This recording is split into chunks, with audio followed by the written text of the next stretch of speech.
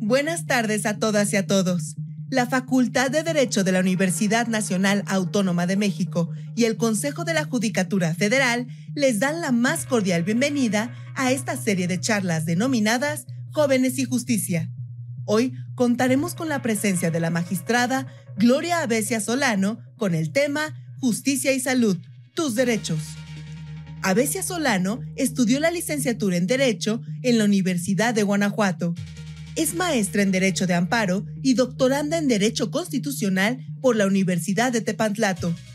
Cursó la especialidad en Justicia Electoral en el Tribunal Electoral del Poder Judicial de la Federación. En 2008, fue designada jueza de distrito y desde 2016 ocupa el cargo de magistrada de circuito. En su tiempo libre, Gloria Avesia Solano disfruta de la música, el cine y los viajes, y es una apasionada de la fotografía. Le damos la bienvenida a la magistrada Gloria Avesia Solano.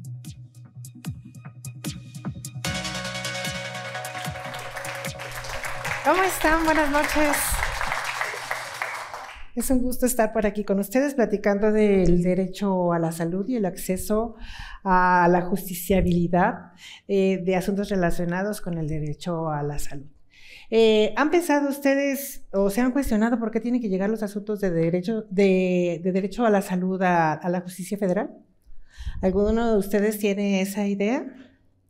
¿Alguno se ha preguntado por qué tendríamos que reclamar el derecho a la salud en amparo indirecto o en amparo directo?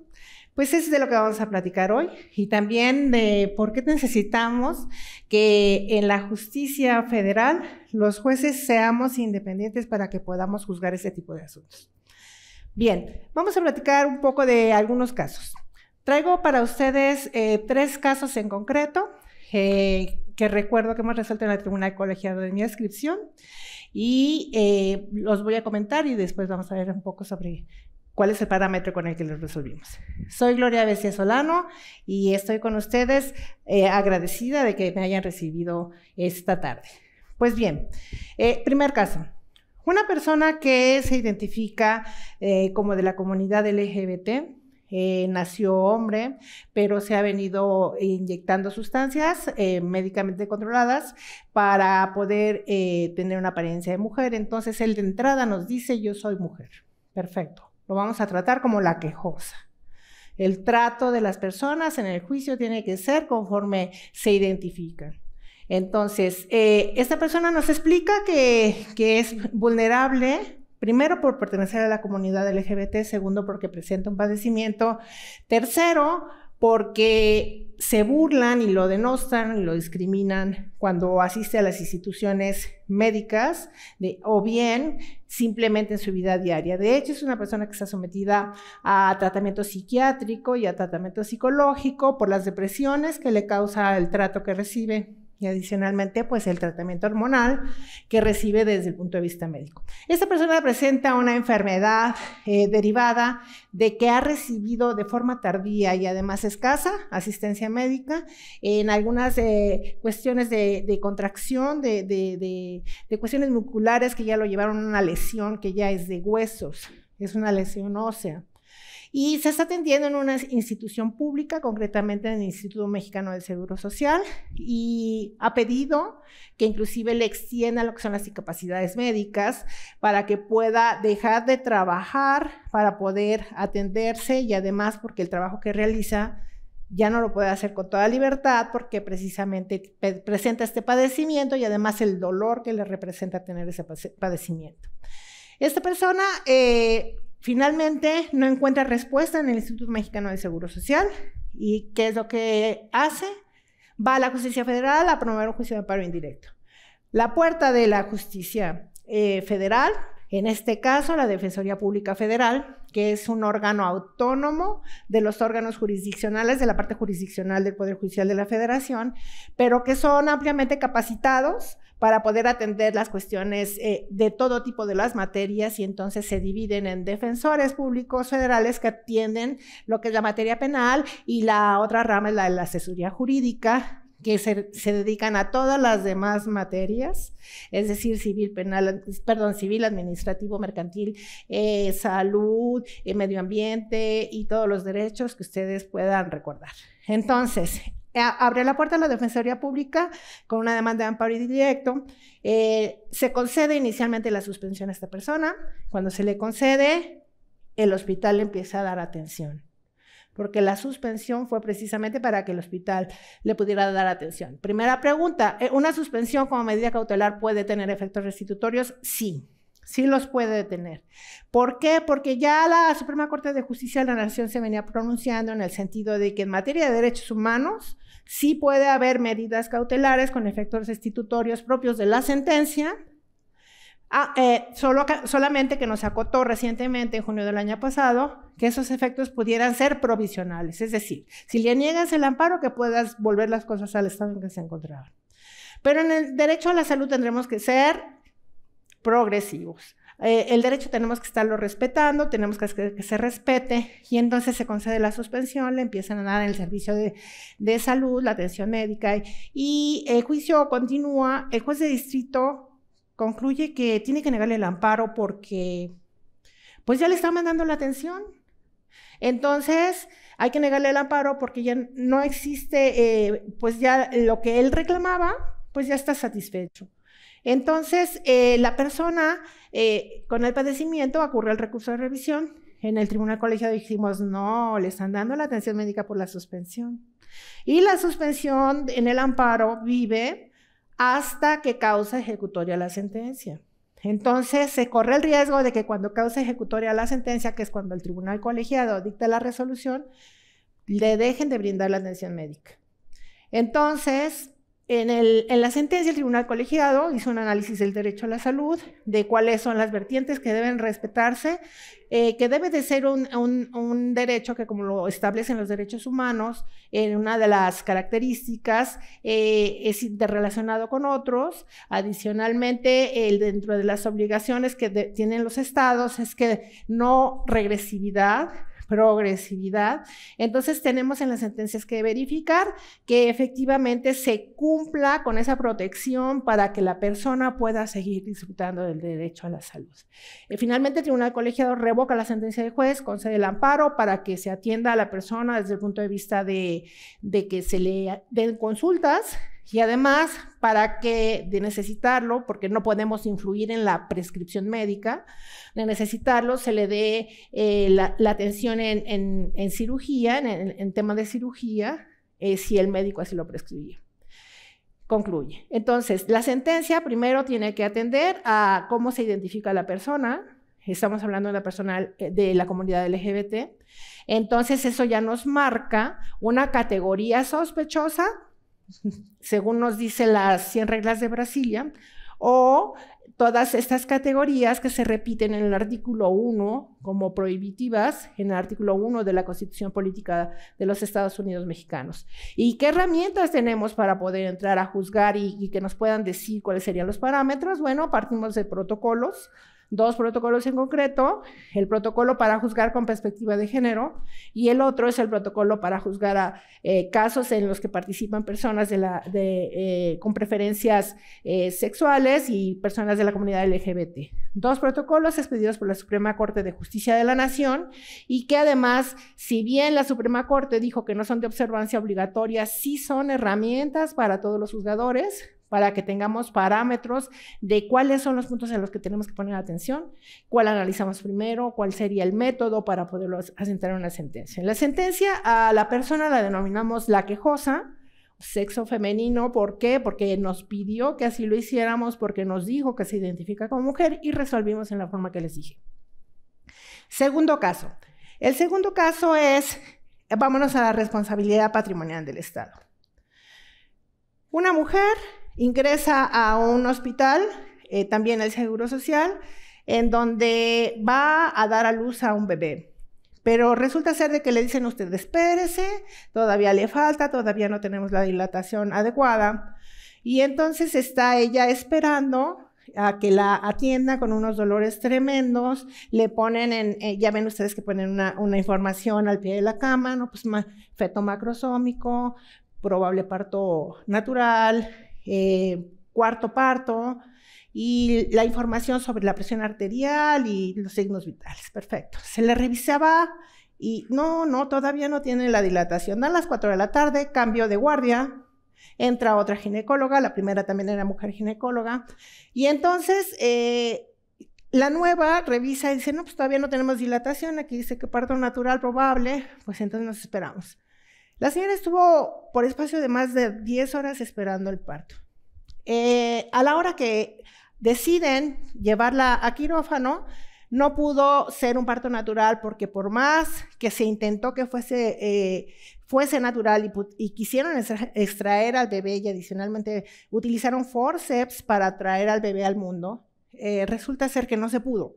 Entonces es área emergente, sacan al bebé, se llevan al bebé en esta situación de que estuvo en jaloneo para tratar de que el bebé naciera por parto natural. Entonces resulta de que el bebé le fracturaron sus hombros, uno de ellos le perforó un pulmón y el bebé no vivió más de 2 horas.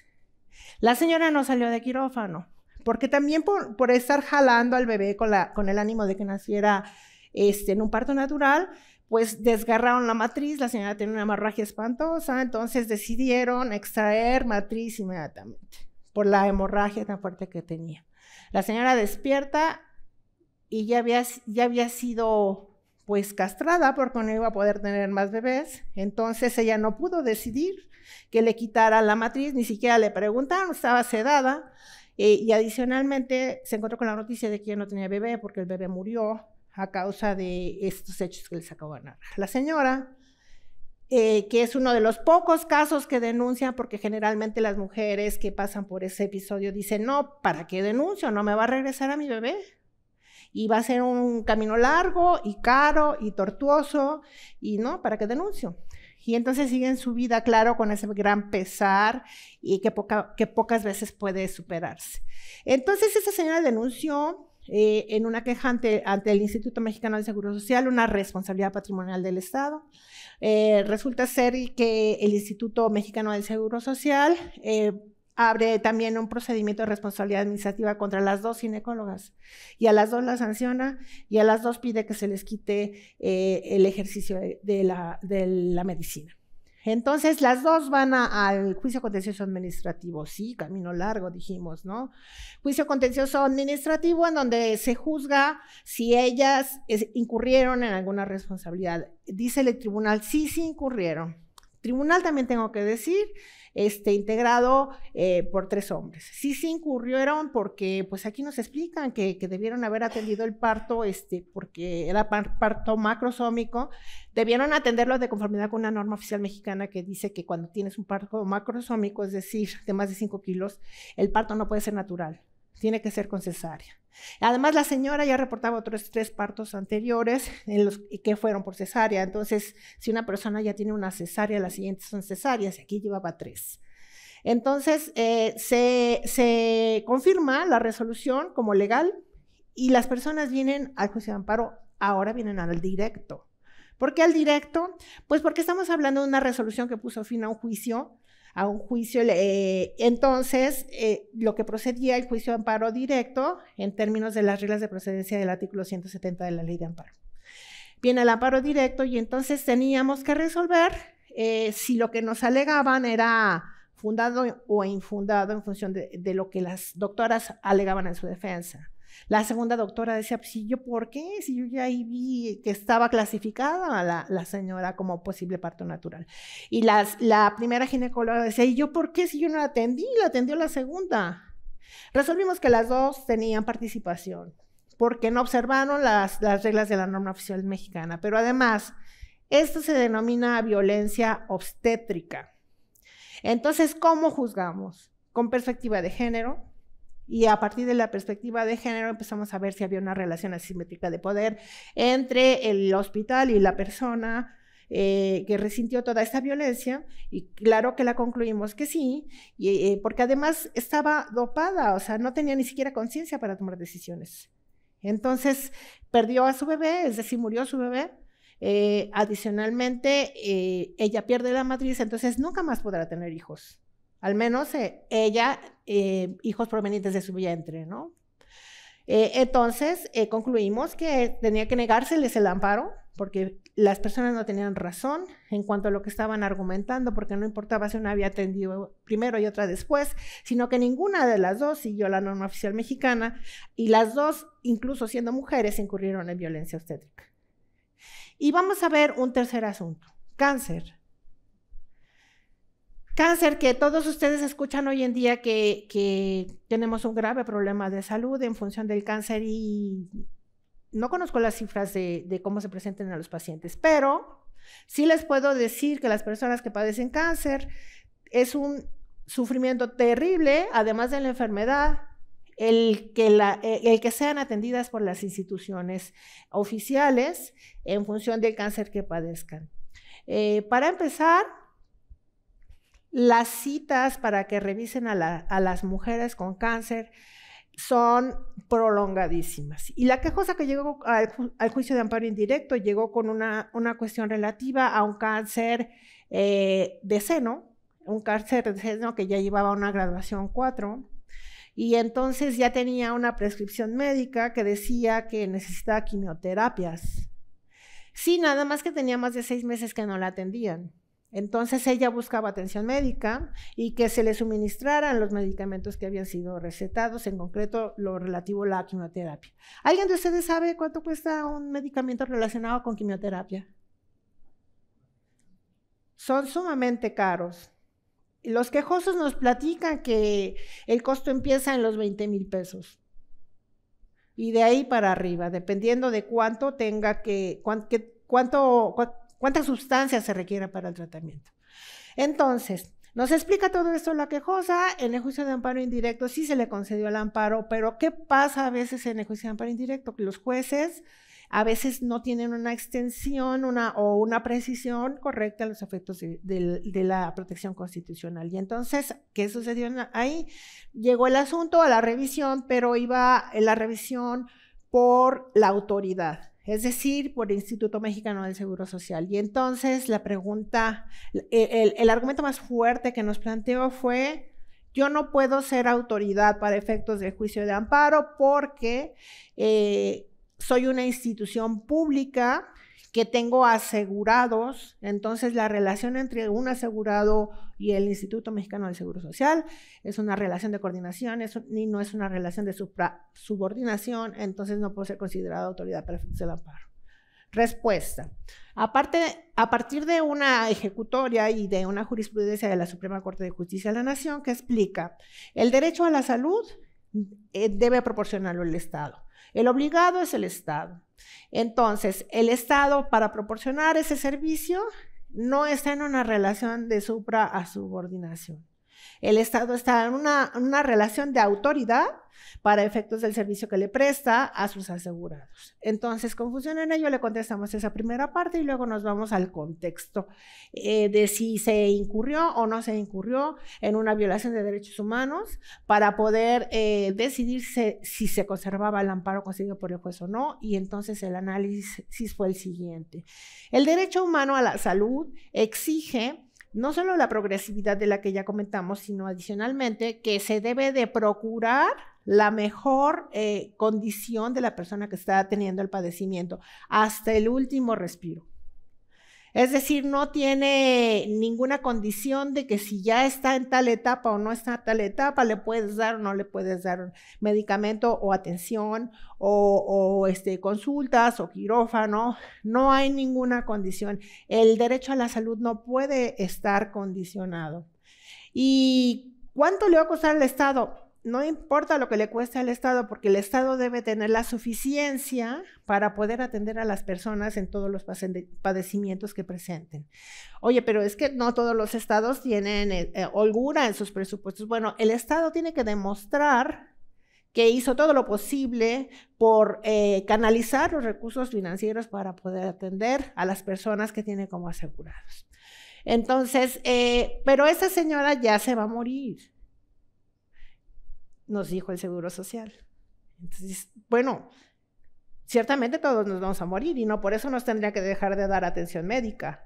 Entonces, el que la señora esté en un grado 4, que parece ser que es el más alto en cáncer, y además es una situación que ya no tiene muchas esperanzas de una vida digna y prolongada, no le puedes dejar de suministrar los medicamentos.